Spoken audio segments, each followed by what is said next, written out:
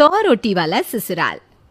सुनो जी, मुझे तो शीतल की बड़ी फिक्र रहती है। उसका ध्यान तो बस घर के बाहर दोस्तों के साथ घूमने फिरने में ही रहता है। उसे कुछ बोलो तो एक नहीं सुनती। मैं तो कहती हूँ इसकी जल्दी शादी वादी करवा दो, वरना लड़की हाथ से निकल जाएगी। तुमसे ज़्यादा चिंता है मुझे शीतल की शादी की। कल ही वो रामपुर वाले मौसा जी को फ़ोन भी किया था। बता रहे थे एक लड़का है नज़र में। उनका अपना घर है और लड़का भी अच्छा है। अरे तो फिर बस बात चलाओ ना, एक बार देखे तो सही लड़का और घर बार कैसा है। कौन से लड़की की बात चल रही है यहाँ? तुम्हारी शादी की बात चल रही है बेटी।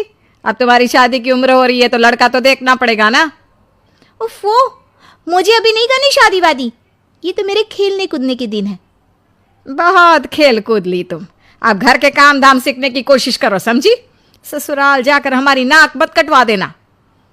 सब्जी काटनी तो आती नहीं इसको, तो नाक ही कटवाएगी। अरे मैं इसे शादी तक अच्छे से सब सिखा दूंगी। आप तो बस उस लड़के से इसकी शादी के बाद चलवाओ।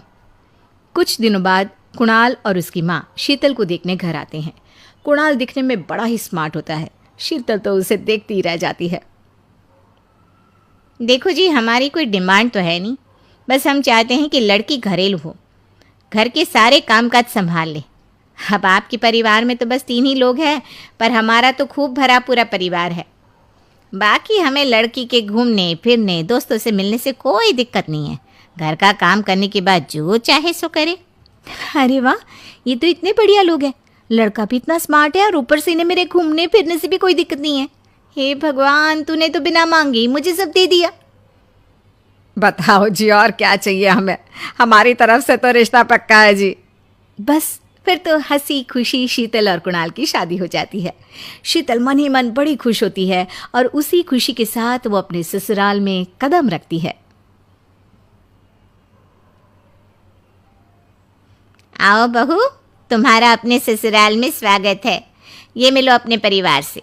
ये तुम्हारे ससुर जी, तुम्हारी ननद सुनीता और गीता, सुनीता के पति राजेश और उनके 2 बच्चे राजू और चिंटू। ये ना हमारे साथ यहीं रहते हैं। ये तुम्हारी दादी सास है और बाकी लोग अभी बाहर गए हुए हैं।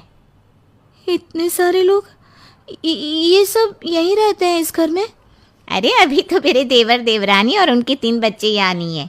उसके मायके में भी शादी थी ना, तो बस वहीं गई है। कल तक आ जाएंगे। हे भगवान, ये घर है या धर्मशाला? ये सब एक साथ इस घर में कैसे रहते हैं?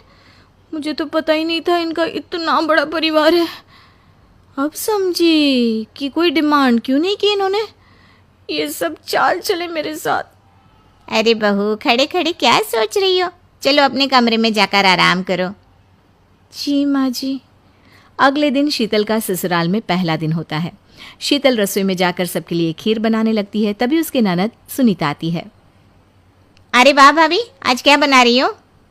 बस दीदी, आज वो पहली रसोई है ना, तो खीर बना रही थी। अरे भाभी, ये खीर वीर रहने दो। घर में 4 लोगों को शुगर है और कुछ लोग मीठा ही नहीं खाते। आप ना सीधा खाना ही बना दो। क्या फ़र्क पड़ता है मीठा बने या नमकीन? बस बहू के हाथ की पहली रसोई होनी चाहिए ना। जी दीदी, तो फिर मैं खाना ही बना देती हूँ। आप बता दो खाने में क्या बनेगा? बस सिंपल सी कोई सब्जी बना दो, जैसे आलू गोभी या आलू मटर, और उसके साथ रोटियां सेक दो। हमारे परिवार में अब तुम्हें मिलाकर पूरे 20 लोग हो गए हैं। 15 बड़े और 5 बच्चे। बड़ों की 6-6 और बच्चों की 2-2 के हिसाब से रोटी बना देना। चलो मैं चलती हूँ, सब देख लेना। हाँ, बड़ों की 6-6 रोटी मतलब कि 15 लोगों की 90 रोटियाँ, और बच्चों की 2-2 रोटी मतलब 5 बच्चों की 10 रोटियाँ। 90 और 10 मतलब कुल मिलाकर 100 रोटियाँ। हाय, मैं तो मर गई। 100 रोटी अकेले कैसे बनाऊंगी? माँ, ये तुमने मेरी शादी कहाँ कर दी? शादी से पहले तो मैंने कभी 4 रोटी से ज़्यादा नहीं बनाई। शीतल एक बड़ी सी परात में 100 लोगों के हिसाब से आटा निकालती है और उसे गूंथना शुरू करती है। आटा गूंथते गूंथते शीतल के पसीने छूट जाते हैं। उसके बाद बारी आती है रोटी बनाने की। शीतल एक एक करके रोटी बनाना शुरू करती है और 10 रोटी बनाते ही अपनी कमर पकड़ लेती है। हाय, मैं मर गई। मेरी कमर टूट गई खड़े खड़े, और ऊपर से इतनी गर्मी। मैं 100 रोटियाँ कैसे बनाऊंगी? अरे भाभी, सब बाहर रोटियों का इंतजार कर रहे हैं। ज़रा जल्दी जल्दी रोटी सेक दो। सब